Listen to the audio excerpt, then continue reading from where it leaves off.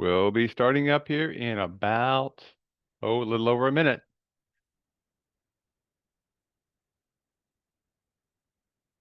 We got all the famous people on today, I see.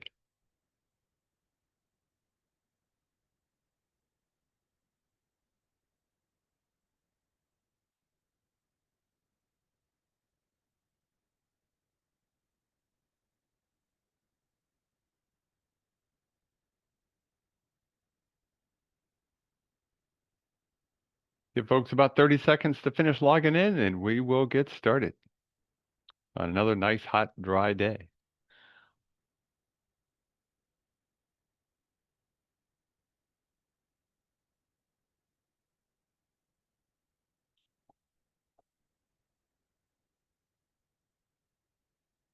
Okay, good morning and welcome to another one of our foundational webinars here with the LTAP Center here in New York State. I'm David Orr, I'm the director here at the center and the local roads program. And today we're going to be talking about the MUTCD. We'll talk about what that means here in just a few minutes. As a reminder, obviously you saw the thing on the polls, but we're also going to be just remind you what the settings are. The lower left corner is where you can check your audio. You can send us questions via the Q&A pod, so we definitely want to open that, plus some of the answers to some of the questions I'm going to have. I'm going to ask you to use the Q&A pod.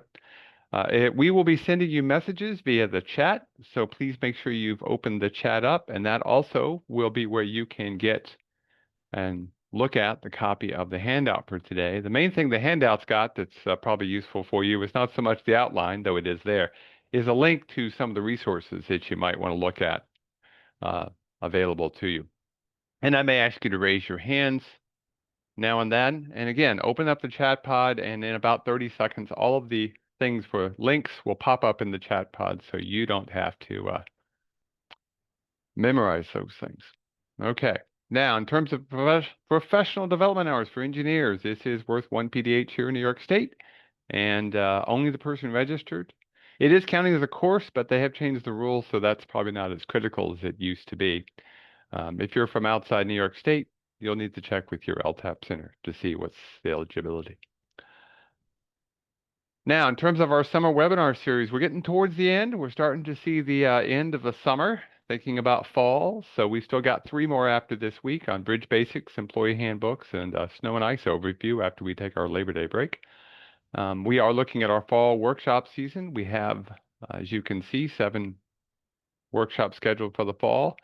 They're not going to start up until late in the month of September, literally the last day, in fact, because we know that people are trying to get their construction season finished up. Now, I still welcome to see who's on the call today, and we're going to be using the polls. So this is where you need that link. It's pollev.com/DavidOrPE. It's just so we can remember it. We'll be talking again about the MUTCD today. That is the Manual on Uniform Traffic Control Devices. And here in New York State, of course, that means not only the national MUTCD, but the state supplement. And if you haven't realized it, there is a new version of the national MUTCD out there. Was put out, technically it has a December 2023 date on it, but it actually wasn't actually published until January of 2024. New York State is working on their supplements to the new national MUTCD, but at the moment, you need to look at both the current supplement from the 2009 edition and the national edition. If there's a conflict, go with the national at the moment. Once the new supplement is in place, the new supplement will control. And we will obviously have an update on all of that in our newsletters and on our website. Now, we also do have a traffic sign handbook. We did not invent the traffic sign handbook. If you see it and have a copy, it's actually the state DOT you need to thank for that. They developed it in 1985, kept it published with a few updates. We took it over in 2002. Because the state wasn't going to publish it anymore, and we felt it was an important enough educational activity that we've continued to publish it. We are working on a new version. I say question mark of why, because it really depends on whether or not the state feels they're far enough along on the supplement for us to be able to publish because the handbook we want to make sure is as current and accurate to match the new state supplement as we can possibly make it.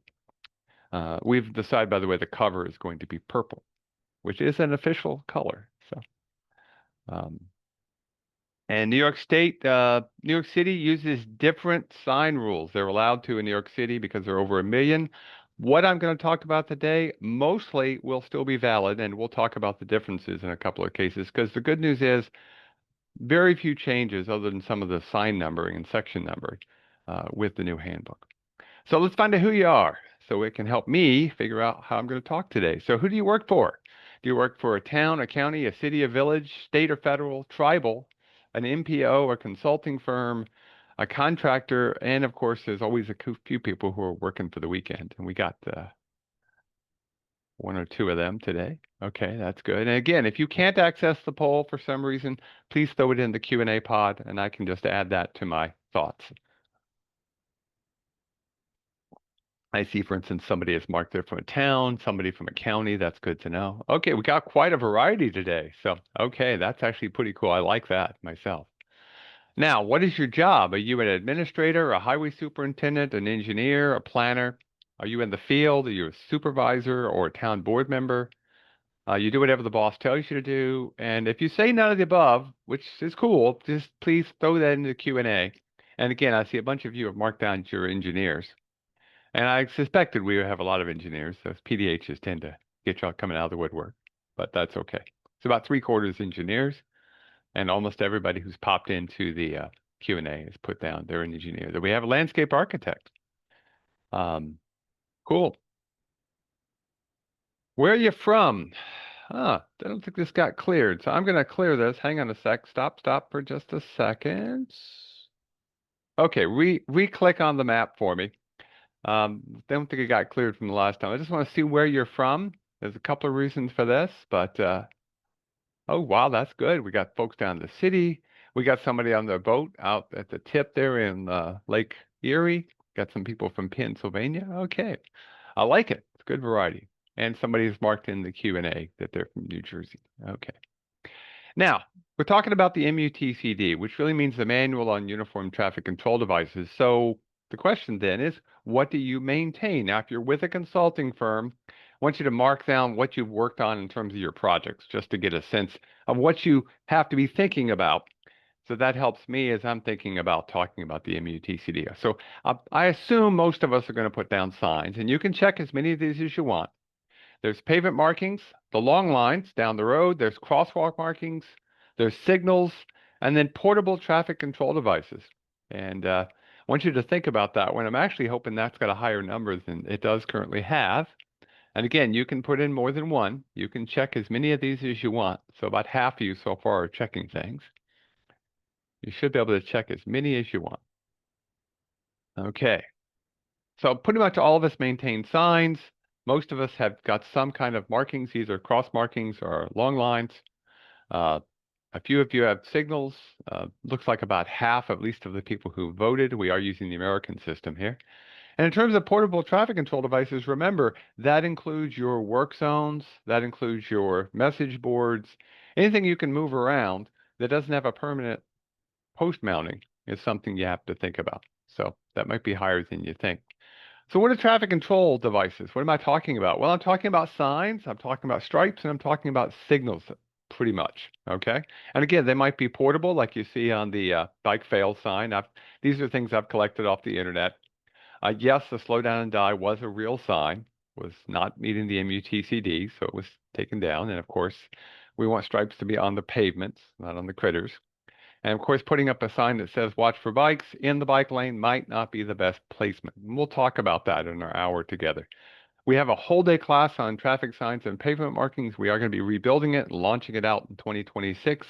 By then, the new supplement will definitely be out, and we'll definitely include that in there. We'll talk about a lot more detail. This is the foundational stuff today. Now, what do traffic control devices do? Well, they're a communication tool more than anything else. They communicate our regulations, our warnings, and our information. Now, that's good signs, but a poor sign indicates that we're too lazy to move a stick, or that we're communicating that we're going to speed on a dead-end roadway.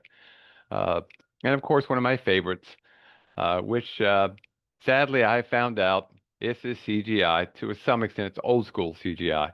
Um, it tells you can't go where you're going to go. Somebody added the fourth sign there. So actually, surprisingly, the top one is the fake sign.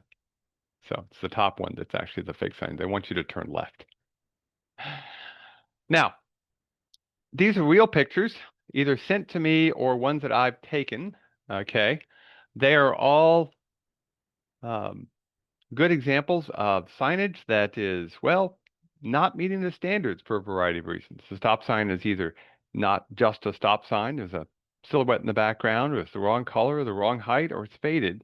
And of course, putting two stop signs on a single post, there's other things we can think about doing.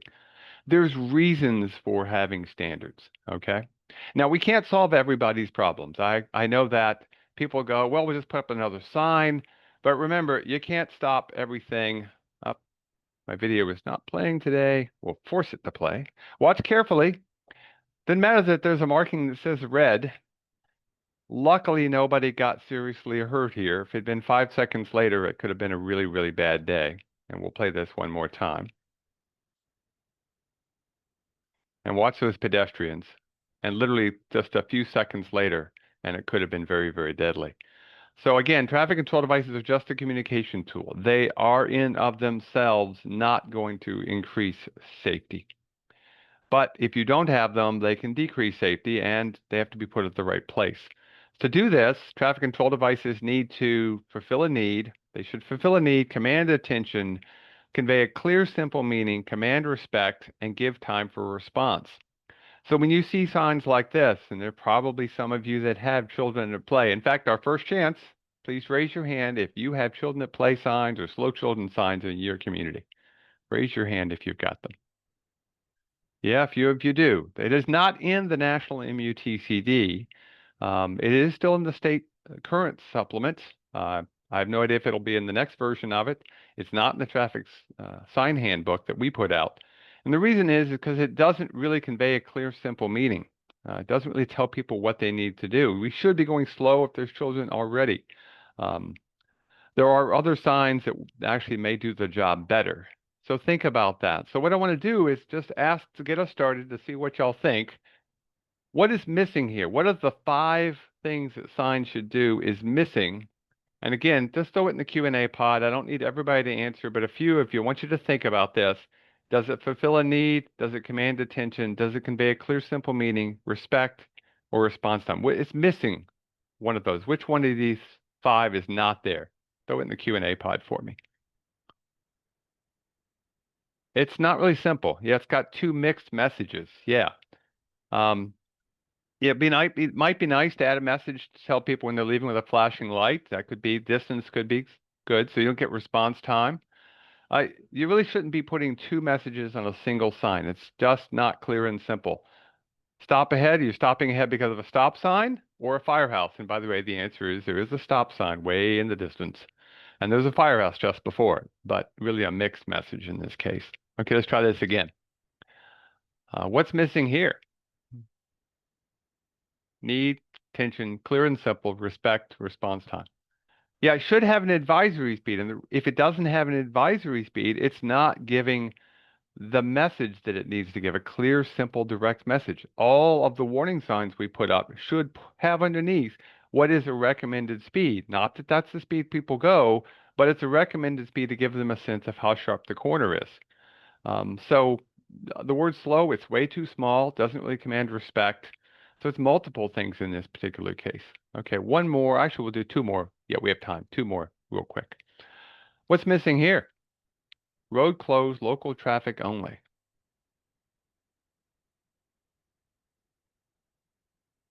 What's missing here?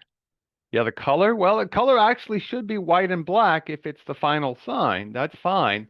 But yeah, those lights probably need to be flashing at night. Let's see if somebody catches it. I'm not seeing it yet.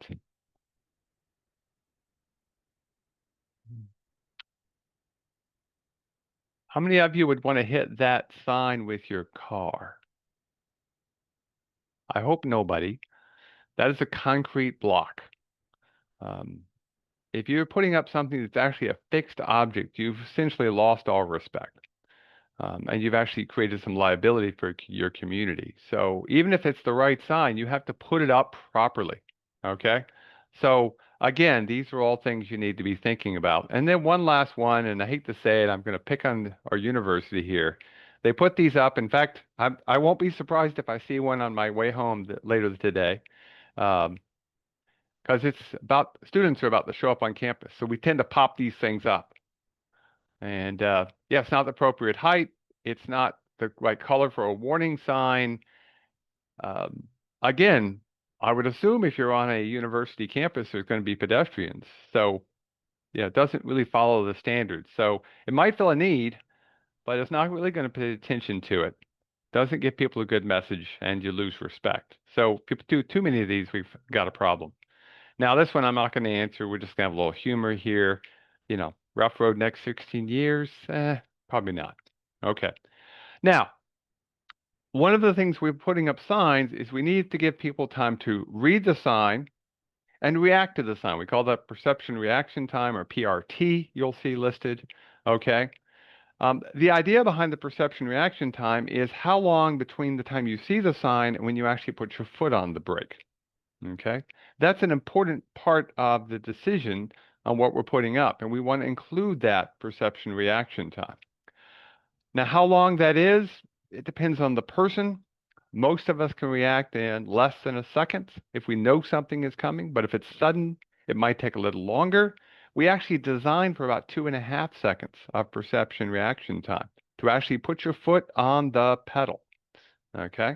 That's one of the reasons we like advanced signage, to get people ready to take action, because it reduces their reaction time. But, let's be honest, people like to put their cell phones against their ear. And if you do that, what does that do in terms of if you're texting while driving to your reaction time? How much additional time do you think it takes? Now, you've probably seen this before, and they've done studies on it, but it's about, well, hate to say it, 5 seconds. You add 5 seconds to that perception reaction time.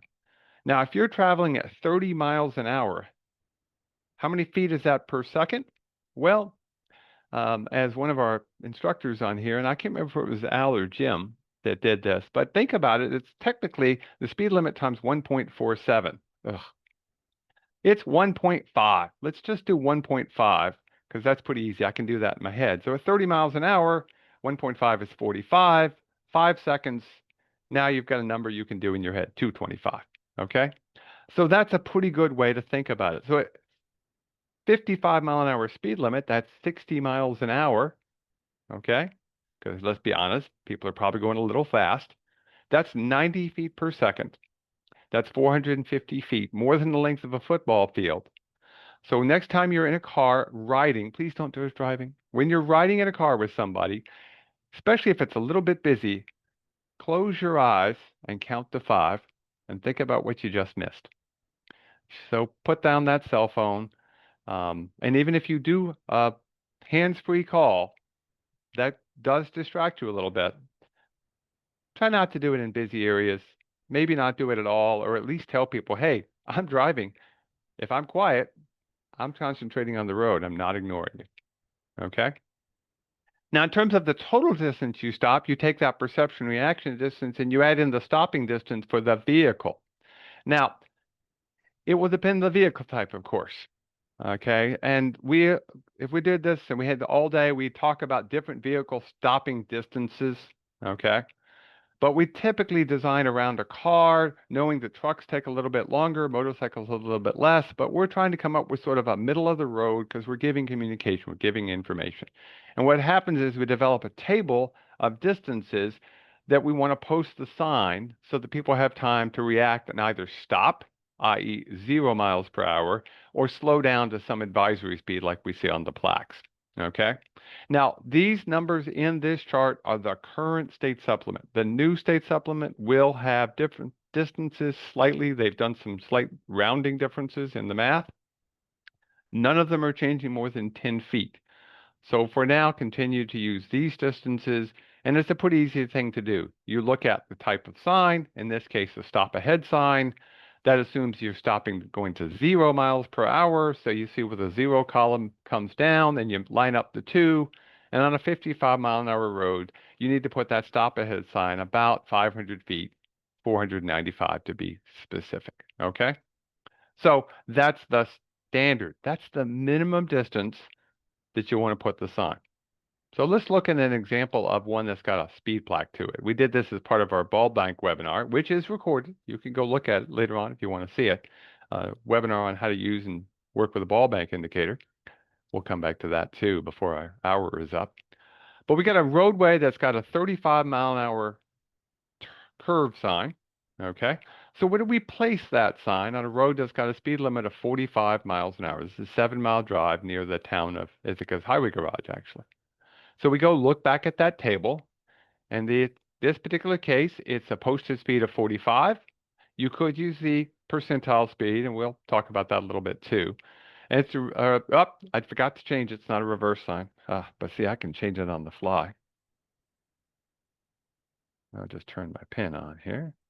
And in this case, I'll get rid of that. It's just a curved sign with a 35 mile an hour.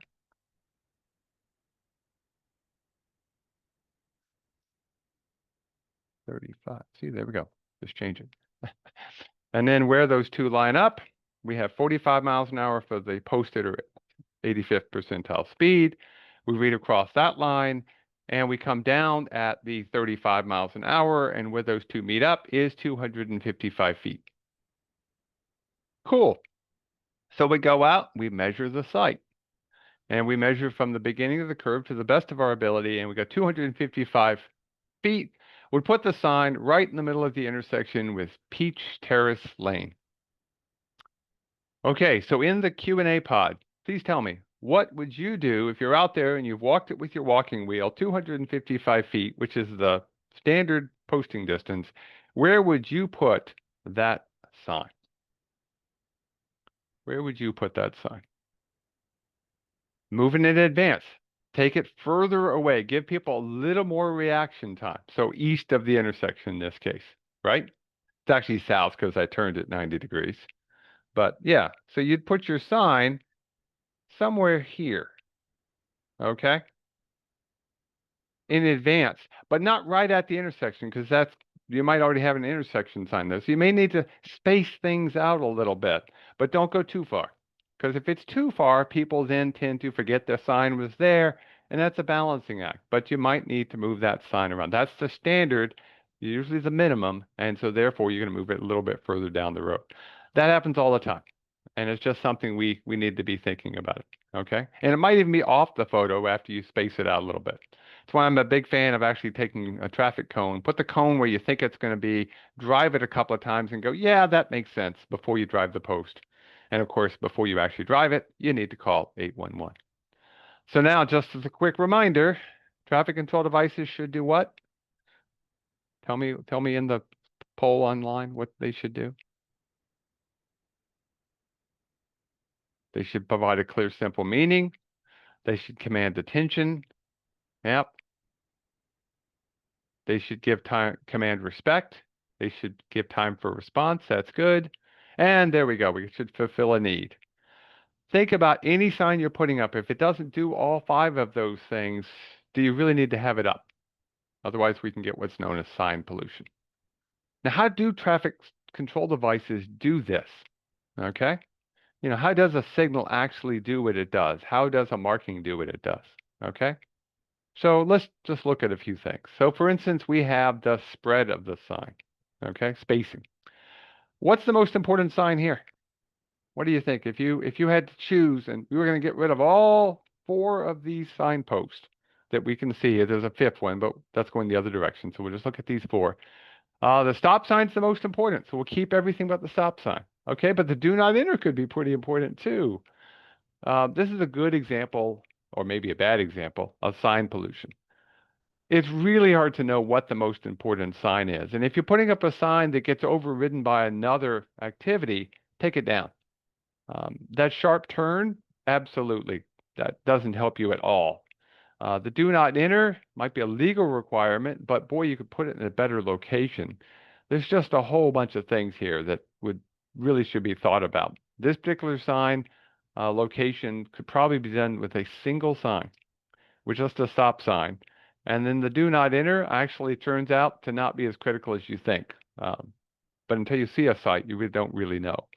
But if you think about it from the standpoint of drivers, if you have too many messages, people tend to ignore them or they get lost in what's the most critical message. So spread your signs out. And a good rule of thumb is to spread them apart 5 to 7 times the speed in miles per hour. And that includes your traffic lights too. So give people time to respond. So now, this is a road at 25, but let's do 30 since that's still, even with the new law allowing a 25, 30 miles an hour is still the most common speed limit in our villages and cities. What is the sign spacing in this particular case?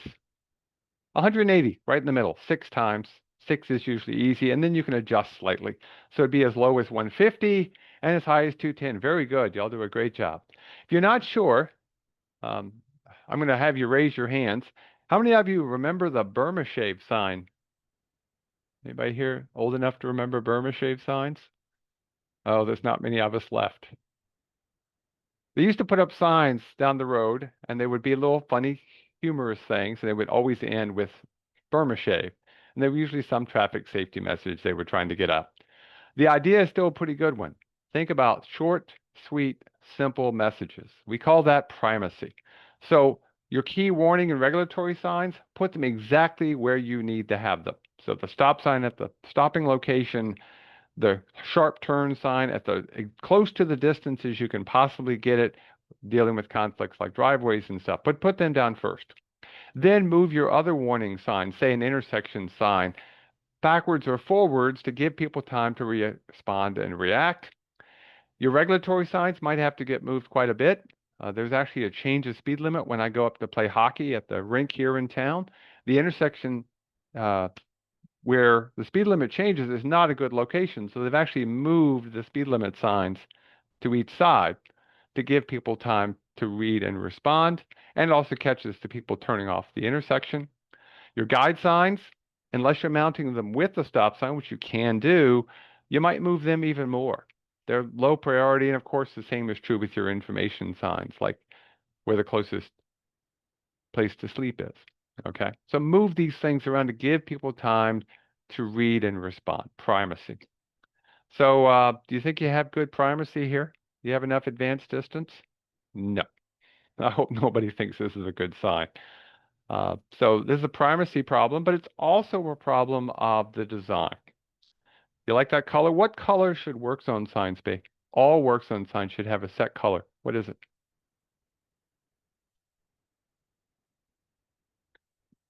Black on orange. Yeah, black on orange. Any warning signs inside of a work zone should be black on orange, with one exception.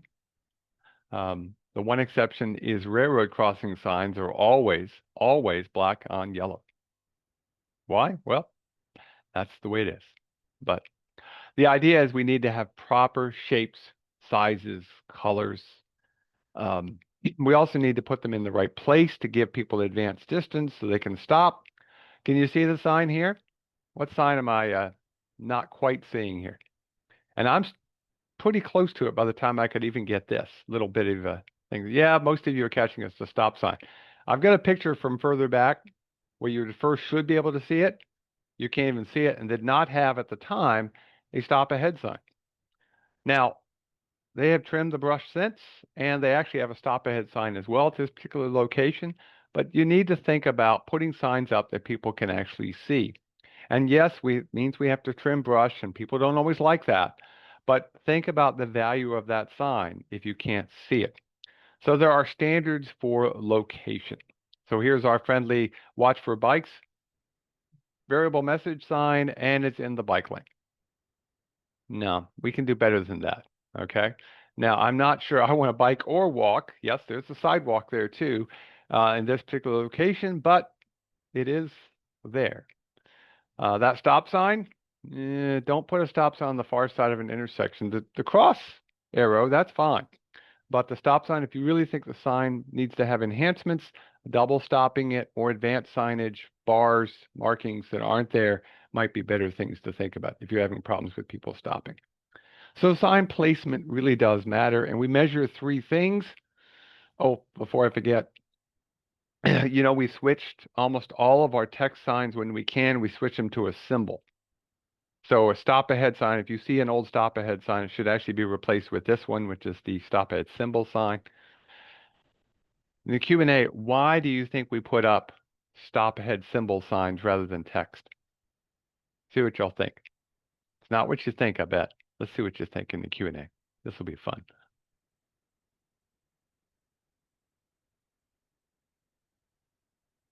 Some people think it's a language issue. It turns out that's not actually the issue.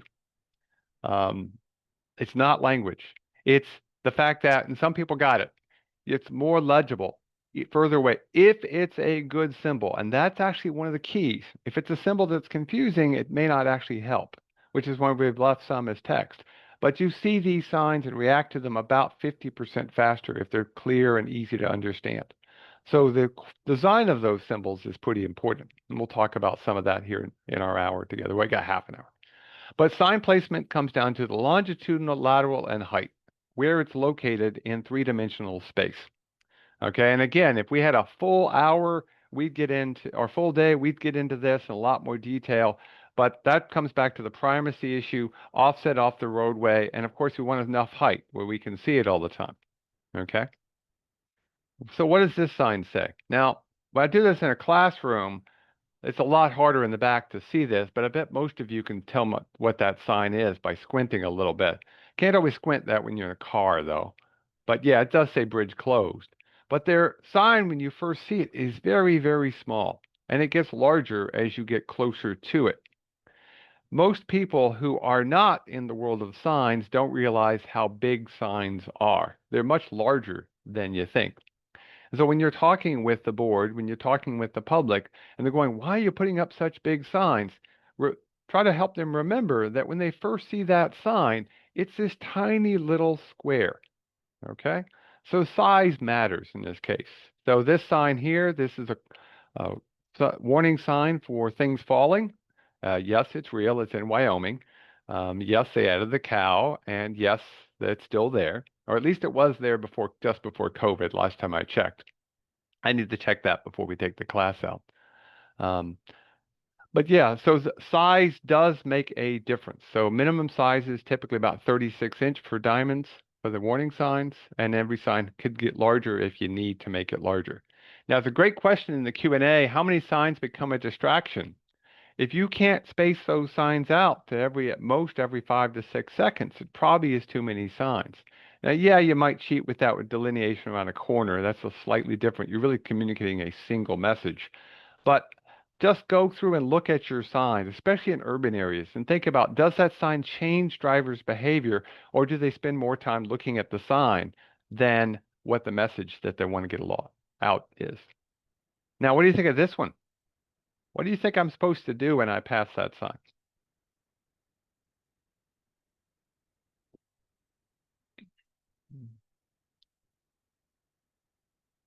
Well, it's the wrong color, it's the wrong shape. You get ready to stop, or you stop at that sign. It's a very confusing sign. Okay, it doesn't even come close to meeting the message. And oh, and by the way, the stripes down, the conspicuity stripes down the bottom, uh, they're supposed to match the sign. They're orange. So yeah, there's a whole bunch of things about this one. And the sad part is, this was actually placed on a highway. Okay. What it should be is it should be a stop ahead symbol sign. That's what should be there. And this one, again, the stripes look a little orange to me. They might be red. It could just be in the photograph. But that's the sign you really want to put there. Give people a consistent message.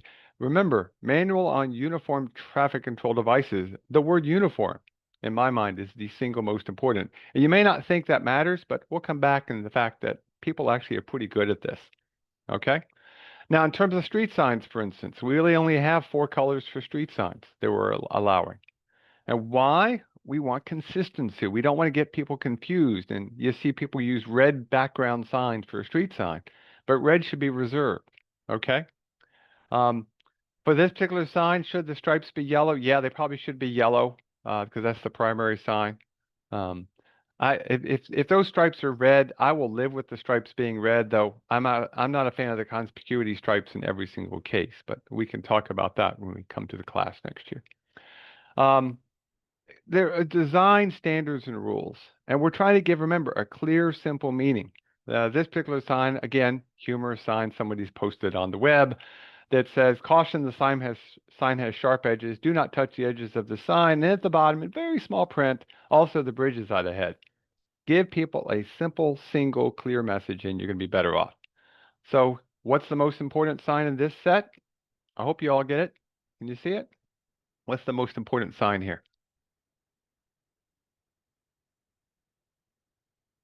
It's the hospital sign, absolutely.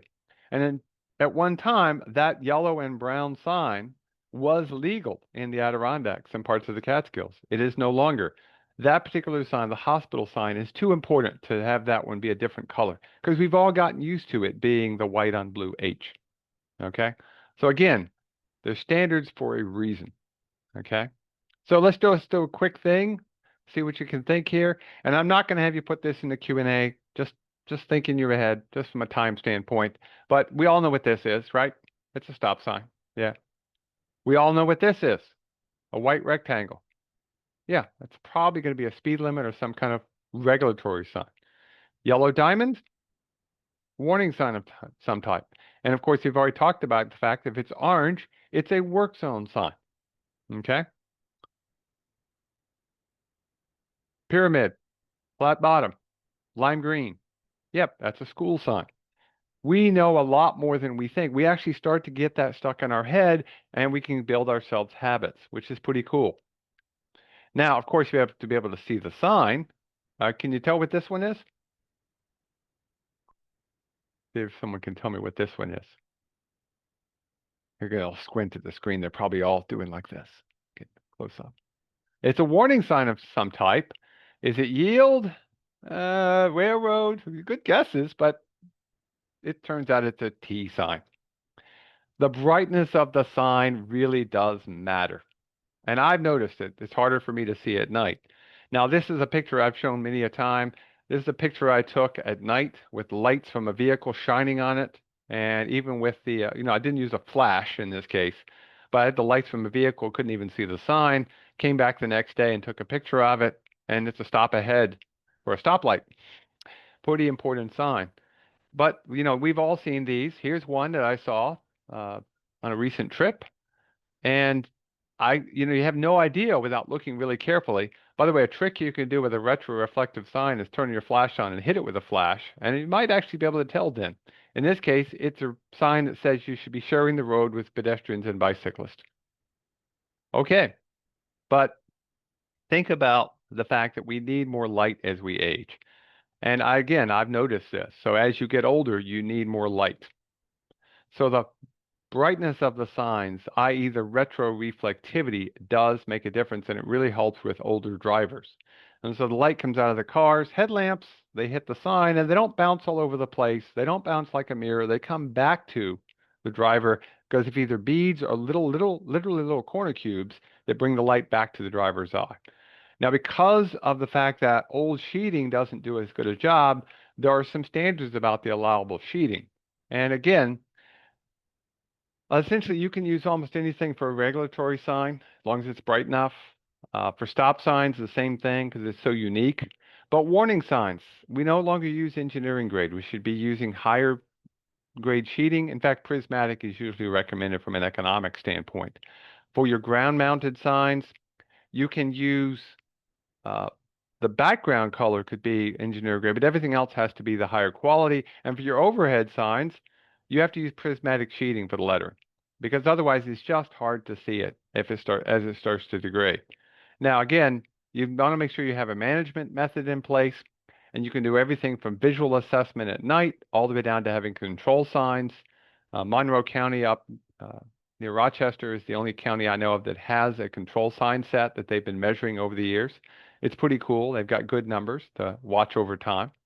But you should have a message. So what method do you have for your signs? Are you using visual, measured, expected sign life, blanket replacement, control signs? You're not sure. And then, of course, no, I don't have a management method. And by the way, it's anonymous, so there's no judgments here. We just want you to think about it. You should have a plan in place. Okay? If you're doing any of these, make sure you have something you can defend in court. And if you're interested, we have some ways to help you, especially with the visual, which I see a lot of you have. And again, if we have longer, we could talk about this in more detail. So think about how signs do what they do and realize there are traffic control standards out there that help with primacy, location, size, design and layout, and brightness. Okay, so that's really the key that we're dealing with. Now, we only got an hour, so let's put all this together. Let's talk about a few things that we've come across as we travel around the state, myself and the other circuit riders who do the safety stuff for former folks. And let's think about this. Okay, so I'm at an intersection. In New York State law, at an intersection, there is a crosswalk there crossing over this roadway. Does not have to be marked. And technically, as a pedestrian, I have the right of way. Um, do you think the public actually knows that? Probably not. So if we really want to give a good message to people, if we want to blend the fact that there's cars and automobiles, which is a bad mix, we really need to be thinking about putting markings in to give that clear, simple message, to alert people, to give respect and attention. So if you've got a lot of people trying to cross, you might need to think about putting in some stripes. That helps the pedestrian where to walk. It helps the driver see the intersection. It's a lot of reasons why we might want to do something like that. So let's look at this intersection from the perspective more of the driver. Okay? Hard to know that intersection is there if you're traveling at the city speed limit, which is still signed for 30 on this road, but it is going down to 25. But even at 25 miles an hour, it's hard to see this particular intersection when the leaves are all out. But boy, you put a couple of stripes down, that can make a huge difference. So think about adding lines, whether they're long lines or they're markings at a crosswalk, because lines can make a big difference, especially in low light, poor weather. So there's a value in adding lines. So keep that in mind. Okay. Um, Somebody asked the question on this one, would not have become a marked crosswalk with no stop? Um, Remember, the state law talks about at intersections, there's already a crosswalk there. There's no need for a marking. The markings are just supplemental to help people see where the walking location is. So technically, a pedestrian would have the right of way, even if it looked like this. But they can put that on your tombstone. That's, the public doesn't know that. So we have to think about how do we blend those two groups together, pedestrians and vehicles? And we have to give messages. And if it's important enough, do we mark it, maintain it? Got to be able to maintain it. That's pretty important. Okay.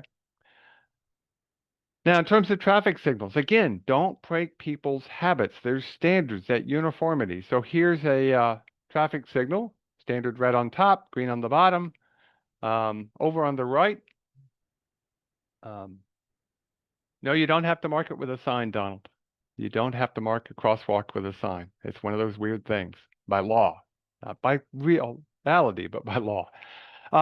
Where do you expect the traffic light to be these days? If you're driving up towards an intersection, where would you expect that traffic light to be? Where would you be looking? You're coming up an intersection, and you do say a signal ahead sign, so it warns you there's a signal. You'd expect it to be overhead. That's the standard. But this particular one is over on the far left and the far right. Okay? So really we should be thinking about trying to not break people's expectations. So keep that in mind when you're thinking about what you've got. And yes, you've got existing signs, they might be working, but if it's confusing to people, you might need to think about changing something out. Again, just something to think about. And of course, work zones, they still need to have good traffic control as well. They're still a communication tool. A flagger is an official sign or traffic control device. Okay. So these are three examples of bad work zones. The flagger should be standing on the right so he doesn't get hit. The sidewalks, try to be careful when you close sidewalks. Where are people going to walk then or bike? If they might go in the road, but just have to deal with that reality. And of course, we have to give advance notice. This is a utility company that put a piece of yellow tape across the road near where I live. That was the entire work zone. So work zones need good traffic control devices as well. And yes, if you've ever seen this, is Austin, Texas, some students took over an unlocked variable message sign.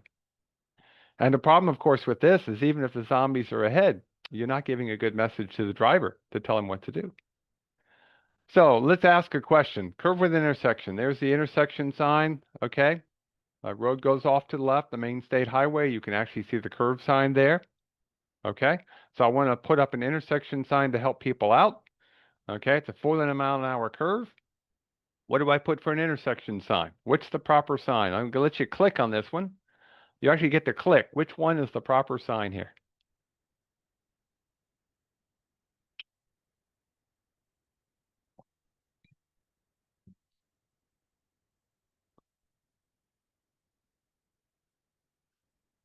And if you say none, tell me what you think the proper sign should be.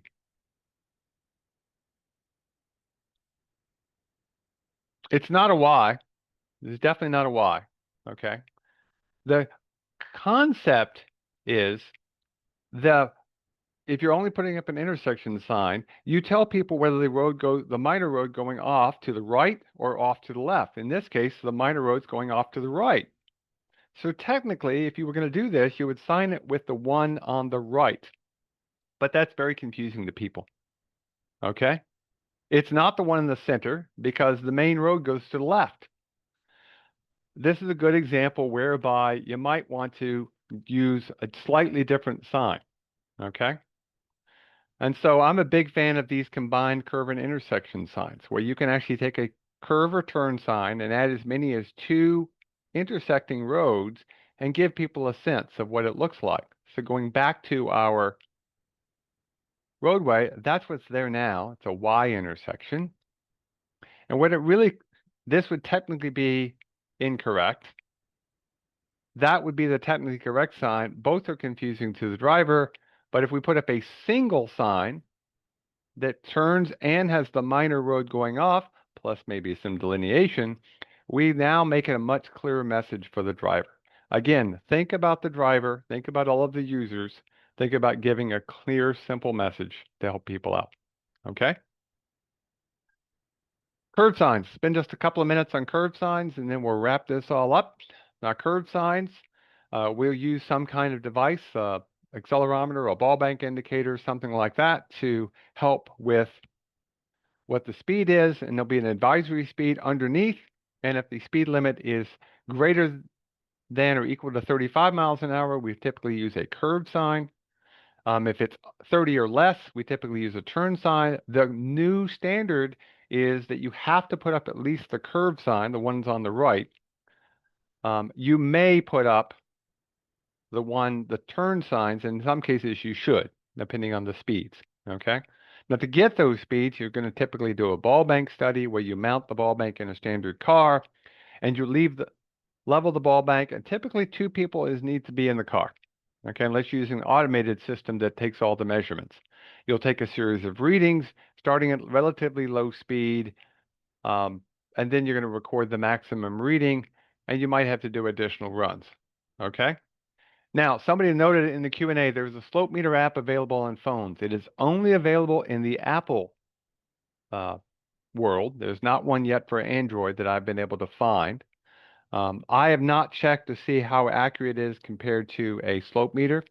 It's on my list of little projects I'd like to do if I could find spare time and a little bit of money. So you can help me find some spare time and a little bit of money. That'd be actually one I'd love to check. Because what I don't want to have someone do is do a study with an app on their phone, and then somebody sues them because it wasn't matched up properly. But why do I want 2 people in the car? Why do I want 2 people in the car? I'm just going to go down here and see how we're doing on what I think we are. Safety, balance. Okay, yep. One person can be a driver, one person can be a recorder. You're actually more efficient. I've done some ball banks by myself as to check things. It's actually not as accurate. You get inconsistent driving habits. I actually got more done with 2 people than I could ever get with 1. So really does improve the accuracy. So really 2 people can help. And again, there are automated systems that are out there, but the key is the driver needs to be able to concentrate on the driving. to get a good, consistent result. And then, of course, going around the corner, you need to have good delineation. That's pretty important, okay? So make sure you go around the corner with good delineation. And delineation is a combination of markings and signs. And so if someone comes around the corner, do you need to have delineation? Well, on a freeway, it is a shall requirement. You shall delineate all curves, okay?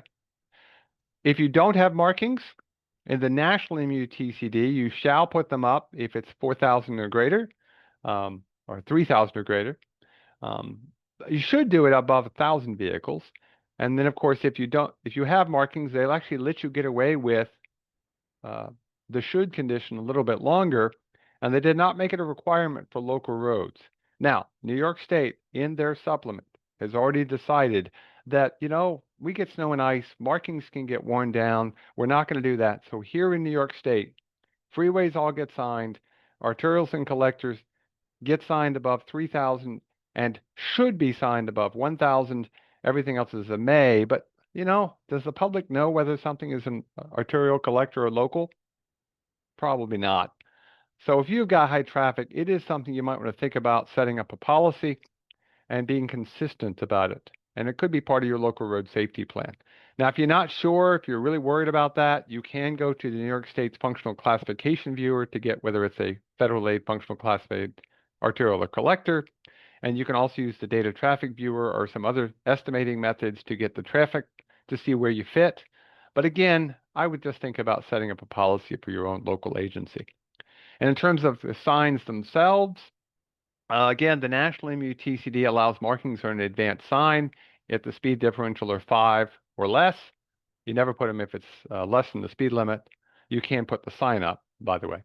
And then advanced signage. But here in New York State, again, because markings get worn off, New York State is going to say, nope, put up an advanced sign. Anytime you're putting up, lowering the speed, the plaque is lowered, okay? Now, you're going to still be allowed to use only delineators up to 20 miles an hour on the local system, but on the state system, the state is going to always use chevrons to get high-speed corners, okay? So it's something, again, you may want to think about having a policy in that particular case. So let me give you an example. Here's a roadway. You get the bottom of the hill. It's actually a pretty sharp turn to the left. You can actually see the arrow sign at the bottom of the hill. We aren't going to talk about delineation. I just want to talk about the sign that's over on the right that says 15 and is a turn sign. Or excuse me, a curve sign, 15.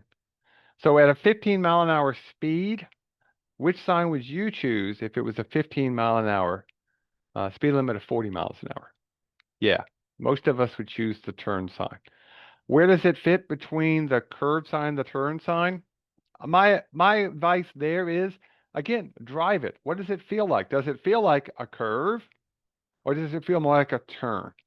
And that's surprisingly effective if you're consistent about it, okay? So be careful and look for alternatives. Heck, there's lots of alternative things you can do out there. If you haven't seen them, these are rapid rectangular flashing beacons, and you can see me crossing with the light to help alert drivers. Some of them you have to push a button, some are automated. Those are just warning signs. If you actually want to stop people, you have to do something different, but look for alternatives. But remember, not alternatives are as effective as people think. Here's a good example. This looks like, oh, gotta stop. Well, it's not really sending a good message. Is it keeping respect?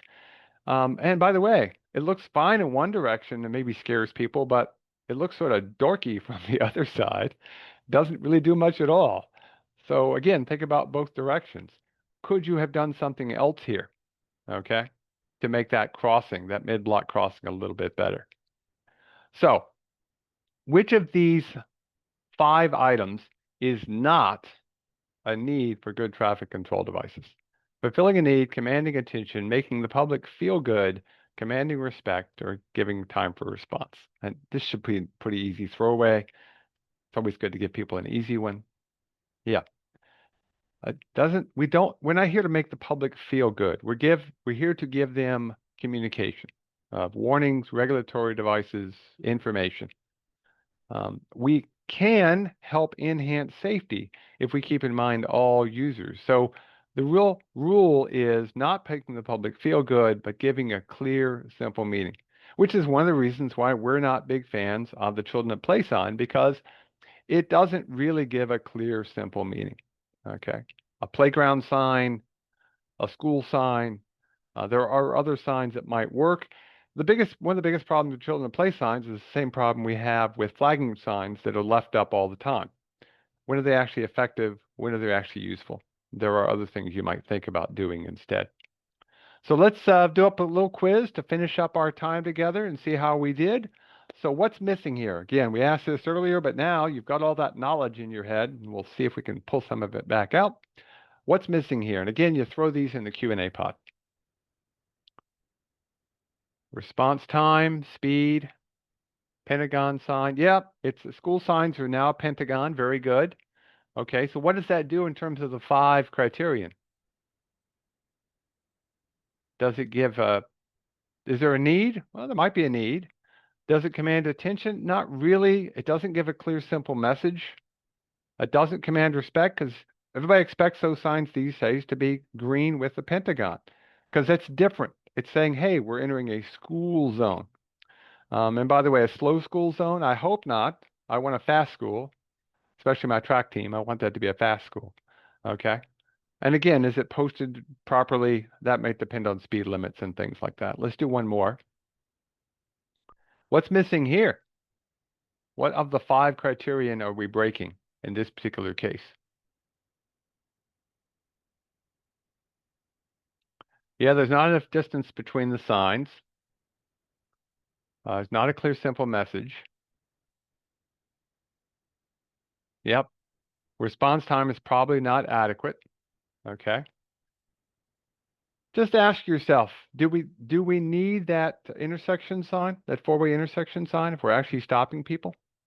No, we do not. In fact, the MUTCD says you're not supposed to put that sign up because if people come to a stop, they can see the intersection. There are other things we should be thinking about doing. We just added an extra sign and broken the idea of sign pollution.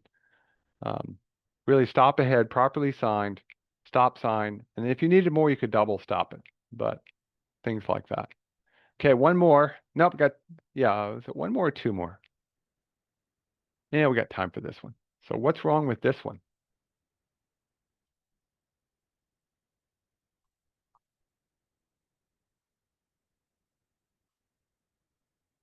Yeah, the red's on the bottom. Yeah, this is Tipperary Hill in Syracuse. They keep shooting the light out. And again, they probably are able to get away with it because it's a relatively low speed. But think about if you know somebody who's colorblind. Where do you expect that light to be? Okay. So, red on the bottom breaks those rules in terms of the respect and in terms of giving people the proper information for a clear, simple message. So just keep that in mind. Now, one last question for you. To remind you, a car traveling 30 miles an hour travels how far in 5 seconds? You can throw that in. Yeah, I see somebody who's already said they don't see red, so it'd be dangerous, the Tipperary Hill sign. Yeah. 150 feet in 5 seconds. In feet, it's 30 times 1.5 times 5. Okay.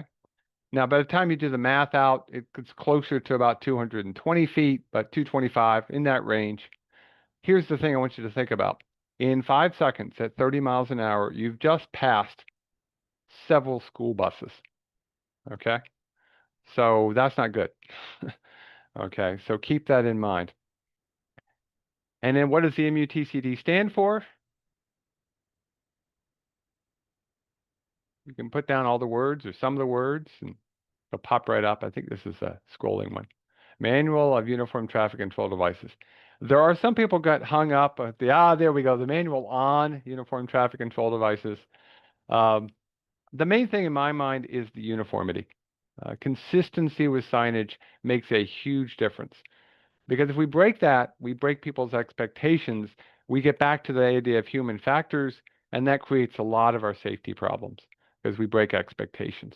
Okay, so it should be the manual on uniform traffic control devices. And remember, here in New York State, currently, right now, it is the National MUTCD 11th edition and the New York State supplement from the previous edition. And the state is working on an update, and we'll let you know when those updates are available.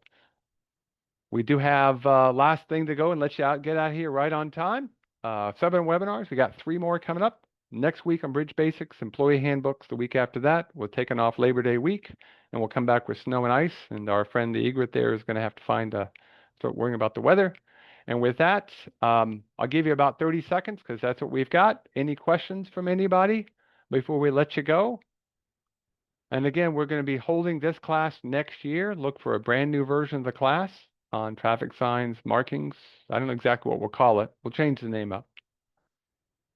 Okay, with that, magically with my hands in the air, we're going to say goodbye. Take care, everybody. Bye-bye.